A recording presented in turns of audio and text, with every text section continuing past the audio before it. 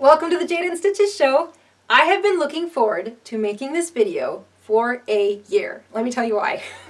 Every year we have an ugly Christmas sweater party. The idea is that everybody comes wearing the most over-the-top, garish, in-your-face, holiday-themed sweater that they could possibly find. We all vote, and whoever it is decided has the most ridiculous sweater wins a prize. And every year I think to myself, gee, I wish I could make one.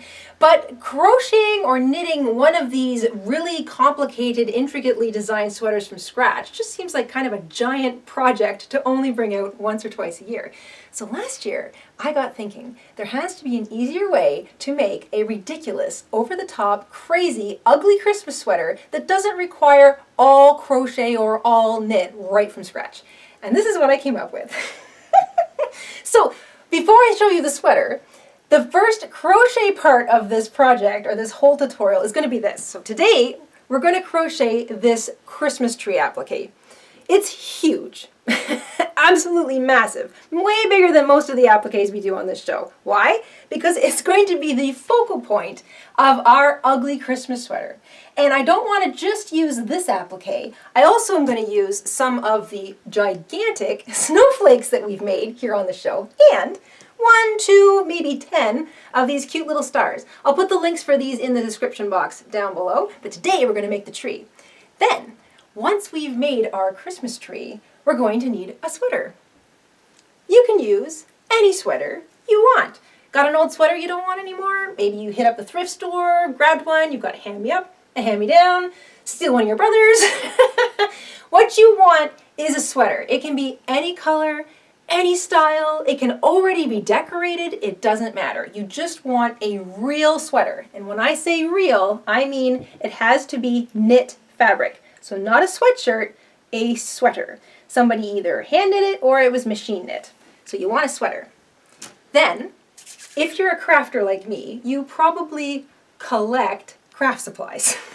So this project gives you the opportunity to pull out all of your buttons, all of your beads, all of your ribbons and your bows and your embroidery floss, stuff that you've picked up at the dollar store, crazy loud yarn that maybe you're not using for anything else, embroidery floss, whatever you've got, jingle bells, googly eyes, you know what I'm talking about.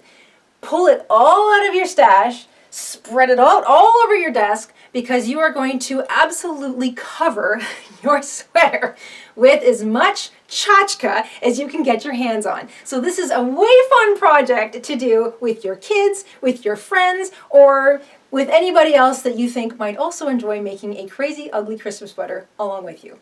That said, let's grab our hooks, grab our yarn, grab some of our beads and buttons and our goofy sentimentality. Let's head over to the craft table and start by crocheting a giant Christmas tree applique. To make our crochet Christmas tree applique, we're going to start with some worsted weight size 4 acrylic green yarn. If you can get your hands on some holiday yarn, the stuff that's got the tinsely bit in it, even better.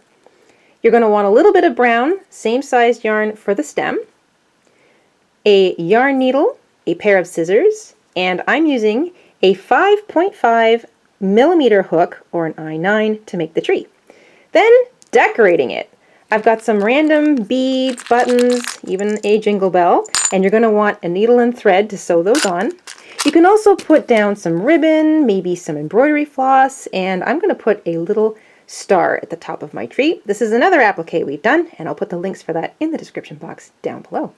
And once you've got all of your stuff together, we can get stitching. We're going to begin with a slip knot.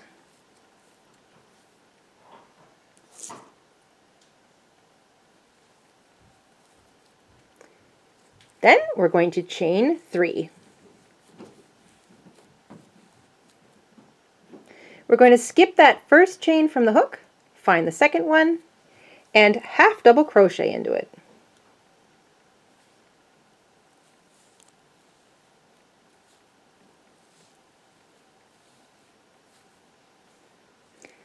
And then half double crochet into the last chain. We're going to use half double crochet throughout this entire project. And that is the end of row 1. you should have 2 stitches. Chain 1. We're only going to use a single turning chain for our entire project here, but we are using half double crochet. So remember to skip it. Work directly into the first stitch of the next row. We're going to work 2 half double crochet.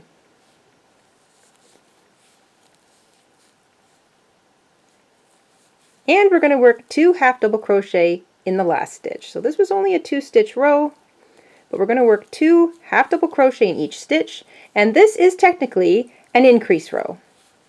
An increase row is 2 double crochet in the first and last stitches of the row. Chain 1, turn your work, and after an increase row, we're just going to half double crochet in each stitch across. So there should be 4 stitches in this row. You're going to half double crochet into each of them, and you'll still have 4 stitches at the end of row 3.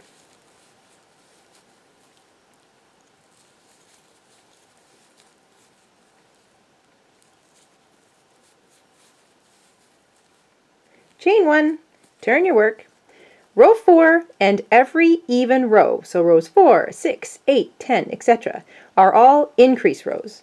Increase rows, you work 2 half double crochet in the first and last stitches of an increase row, but you half double crochet in the middle stitches. So just a single half double crochet in each of the middle stitches, and when you get to the last row, or I should say the last stitch on an increase row, you work 2 half double crochet into it. And every time you work an increase row, your stitch count will go up by 2. So we've gone from 4 to 6. You should have 6 stitches at the end of row 4. Chain 1, turn your work. Row 5 and every odd row, so 5, 7, 9, etc., are all just straight half double crochet. So you half double crochet in each stitch across, and whatever the previous row count is, so in this case 6, at the end of your next row, so just a regular old row of half double crochet, you should still be at the same stitch count. So at the end of row 5 here, we're still going to have 6 stitches. And that is the trick to making this half double crochet Christmas tree tutorial. All you're going to do is work even rows increasing and odd rows just straight half double crochet. Chain 1, turn at the end of every single row, and keep going until your tree is as long or as tall as you want. So if you wanted to stop right there because you want a little forest of tiny little Christmas trees, you can. And if you want to keep going, like me, to make a very big Christmas tree, then you just keep with the alternating increase, non-increase rows. And I'm going to let you guys work away at crocheting your trees, and I'll see you at the end. Once you have your tree as tall as you like it, mine worked out to 19 rows and my final stitch count was 20.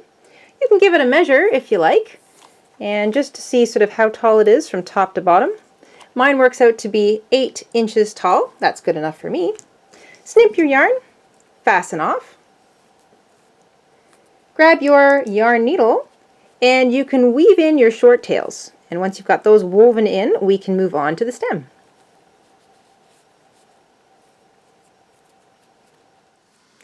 Now we're going to build the trunk on our tree, and I want the trunk to be built into the middle 4 stitches of my tree. So because my bottom row is 20 stitches long, if you subtract 4, that gives you 16, so you count 8 in from each side, and that'll give you the middle 4. If your bottom is a longer or shorter stitch count, don't worry, just find the middle stitches and you attach your brown yarn to the first one. 1, 2, 3, 4, 5, 6, 7, 8. So the next stitch will be the first of 4. I'm going to join my yarn with a slip stitch, chain 1, half double crochet in the same stitch that I joined my yarn in. And because I'm only going to work the middle 4 stitches, I'm going to work a half double crochet into each of the next 3.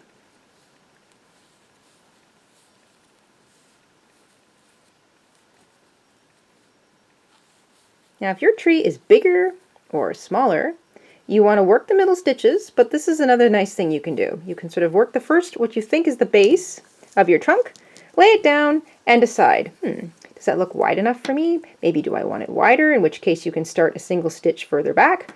Or if they think that's wide enough, then you can just continue with row 2.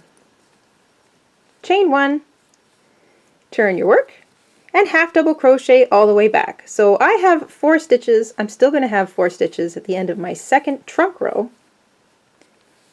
And then I'm going to lay it down, take a look, decide if I think my trunk is big enough, and if it is, I'll be finished.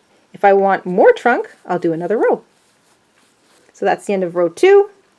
I'm going to lay down my tree, and I think that trunk is enough for me.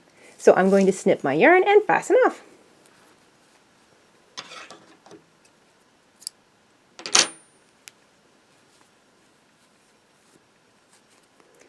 Grab your yarn needle and weave in your little ends.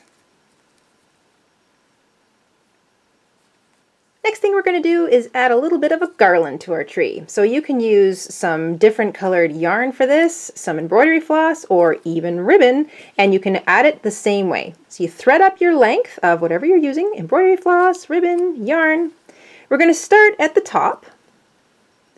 And remember, one whole side of your tree isn't going to be seen. So if the back of it's a whole great big knotty mess, don't worry about it. It's not going to be seen. Bring your yarn all the way through, leaving a little bit at the back, and then go down to the opposite corner about a row down, and bring your yarn to the back. If you want to tack it, come in from the other side. Remember not to pull too tightly because you don't want to make this tight or make your tree fall out of alignment. Pop over top of the outside bit of your yarn, back through the same hole, and just tack it in place. Then come back to the same place that you just left. And remember, this doesn't have to look really fancy or pretty or nice because we are making ugly Christmas sweaters after all. Then you're going to hop down to the opposite edge, put your yarn through there, and if you feel it needs a tack, do the same thing. Come in from the back, don't pull too tight, pop up and over top of it, back down through the same spot, and there you go.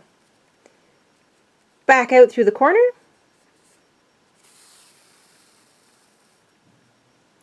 skip down to the opposite side of the next row down, and repeat the process. If you feel your yarn or your garland, your ribbon, whatever it is you're doing, needs more than one tack, do a couple. Same thing. As the longer your garland gets, the more tacks it's going to need going up. And remember, when you're sewing on your beads and buttons later, you can also use those as tacks. So this does not have to be fancy, doesn't have to be super safe. And if you've got glue handy, like especially fabric glue, you can even use a bit of that if you're in a bit of a rush. But there you go. You can work at putting on your garland. All right, I also took the liberty of running a white satin ribbon. It's actually not really satin, it's acrylic, but a shiny ribbon. You can get these at the dollar store, going the opposite way of my yarn, just so you could sort of see what the ribbon looks like. And I know we're trying to make an ugly Christmas tree here, but frankly, I'm beginning to think this is sort of pretty. But we can fix that. We want garish, so you want to grab your beads and all of your buttons and your bells now and start placing them all over your tree, anywhere you think you need a Christmas bauble or a little decoration. And once you've got them all sort of settled, and maybe you've got like a button or something, and once you've got them as full as you want, I'm probably going to add some more, grab your needle and thread and sew them down. Or you can use a glue gun here. But if you're going to use a glue gun, you can't throw this thing in the washing machine. You'll have to hand wash it and cool. Fabric glue is good too, but I'm just going to sew mine down because I want this to be fairly long-lived. I'm probably going to pull this sweater out for many, many years to come. So go ahead, decorate your tree as much as you like, sew everything down, and we'll move on.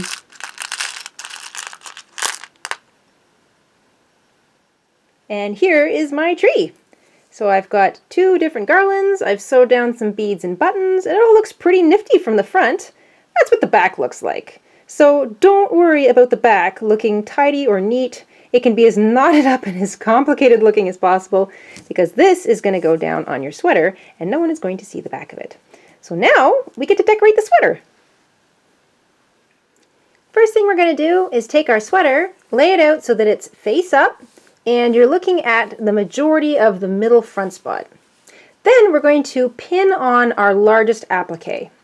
In this case, it's our tree. So I'm going to put the tree right here in the middle. You're going to maybe want to grab some straight pins and just pin your tree through the first or the front part of your fabric. So don't go all the way through your sweater because you don't want to sew it by accident all the way through. And just pin it into place, because what we're going to do is add some of our other large appliques to our overall design and pin them into place before we do any sewing. Because we want to be able to stand back, take a look at it, and decide if we like what we see.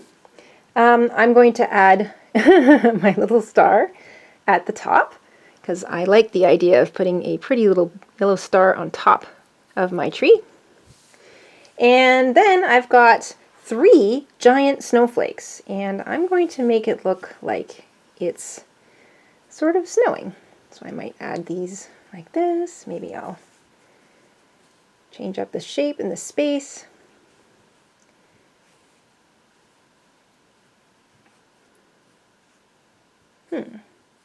Maybe just 2 for now. Makes it look like it's sort of snowing. And then I'm going to put them sort of on a bit of an angle, and I'm going to pin them down into place. And to sew them down, I'm going to use embroidery floss. Embroidery floss is sort of thicker than thread. It's a little more easier to work with, and you can use larger stitches. And once you've got everything pinned down, we can move on to the sewing, and I'll show you that a little more close up. Alright, I've threaded up some green embroidery floss because I'm going to begin by sewing down the largest applique, and I advise that you do this too. So you move from largest to smallest, but in this case my star is kind of part of my tree, so I'll probably put that on next. But you want to thread up some embroidery floss, pick up your sweater, and you can knot your embroidery floss to the back of your applique. So, and by knot, I mean literally like pick up a piece of the back of your applique and tie a knot with your embroidery floss. That way you don't have to worry about it wanting to come through the sweater and undo later.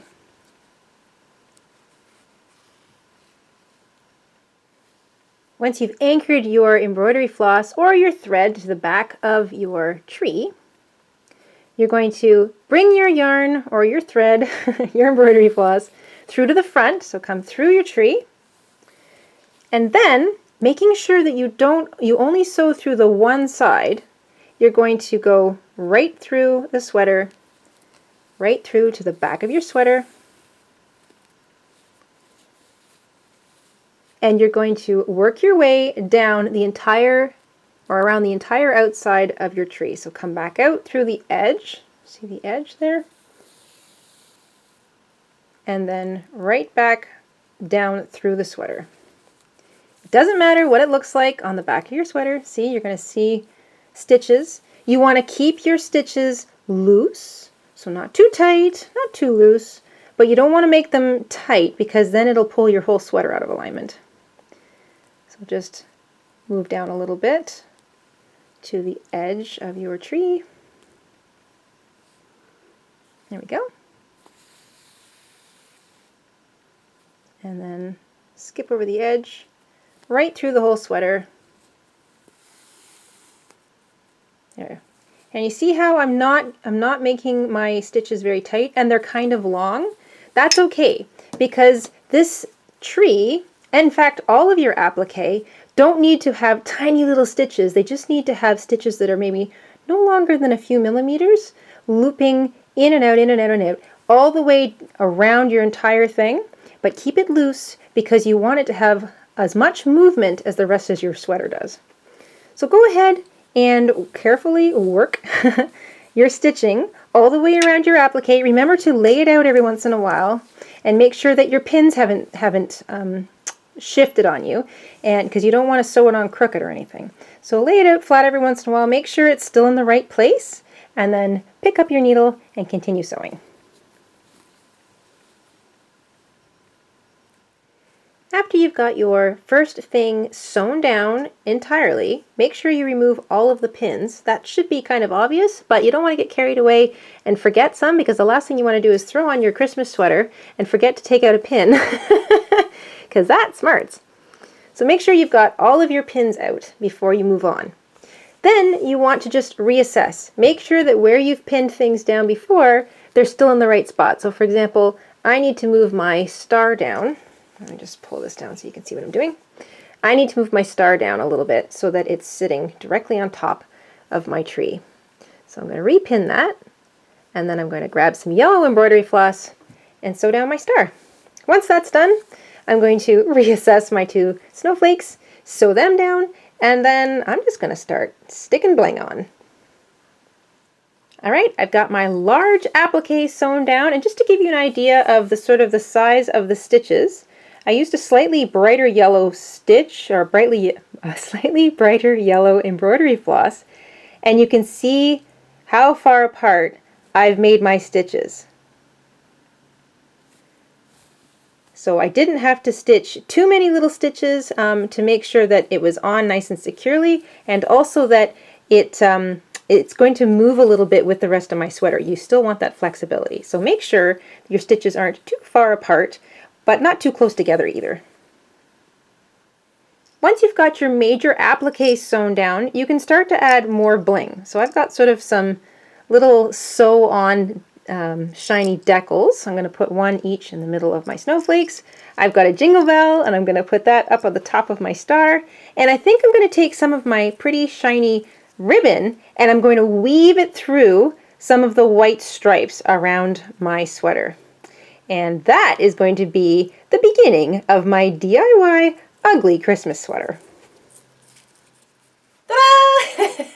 And there you have it, one ugly Christmas sweater, do-it-yourself style. And this is just the beginning. I am going to continue to add things to this ugly Christmas sweater this year and next year and the year after that, because you really can't go too over the top with these things. Right off the bat, I'm going to start doing stuff around my cuffs. Like, it is just limitless. And one more thing before I let you go, let's talk about care and maintenance of your new ugly Christmas sweater. This is not a sweater that you can toss in the washing machine anymore. You want to just lightly, gently hand wash it, a little bit of soap, cool water. That way you know you won't catch any of your pretty little garlands, you won't necessarily hurt any of the ribbon you may have put on it. Plus, all of those beads, buttons, maybe bells and things that you've added, they might want to catch with your sweater if it's getting tumbled around in a washing machine. So I highly recommend that you hand wash your sweaters from here on out and lay them flat to dry. Not a big deal, it doesn't take very long, and you will thank me because it will give your sweater a lot more wear and care going on into the future. And the future is going to be fun with this. I am just going to do all sorts of crazy things to it.